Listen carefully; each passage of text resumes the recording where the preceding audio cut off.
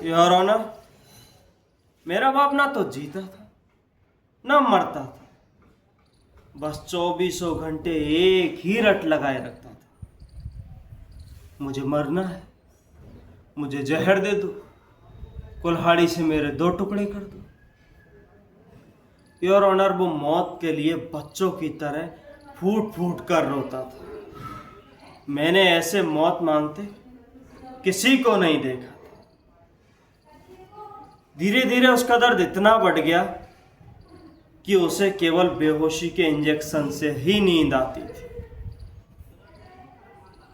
Doctor Harpal Singh एक बेहोशी का इंजेक्शन लगाने का 1500 रुपये लेते और उसमें से 1 रुपया कम नहीं करते, चाहे मरीज की मौत ही क्यों ना हो जाए। क्यों हरपाल सिंह जी, सही कह रहा हूं ना?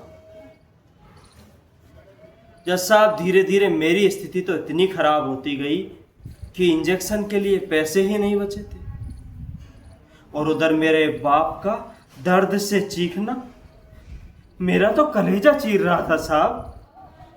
वो हर घड़ी मौत मौत मौत, बस मौत मांगता था, पर मौत भी नहीं आती थी साहब। उस दिन शाम मैं काम से घर लौट रहा था। रास्ते में रोककर खान ने मेरी छाती पर डंडा लगाकर मेरी बेइज्जती कर दी। घर आते ही मेरी पत्नी ने कहा, घर में चावल नहीं है। उधर देखा तो पता चला मेरे बच्चे को पड़ोस के बच्चों ने पीट रखा है। उसकी नाक से खून बह रहे थे साहब। और घर में कदम रखते ही मेरे बाप ने पूछा, बेटा आज इंजेक्शन तो लगेगा ना? मैंने कहा नहीं। इतने में जज साहब मेरा बाप मेरे पैरों में पड़कर गिड़गिड़ाने लगा। बोला, बेटा इंजेक्शन दो या मौत, इंजेक्शन दो या मौत। अब जज साहब, मैं इंजेक्शन तो दे नहीं सकता था, पर मौत तो दे ही सकता था।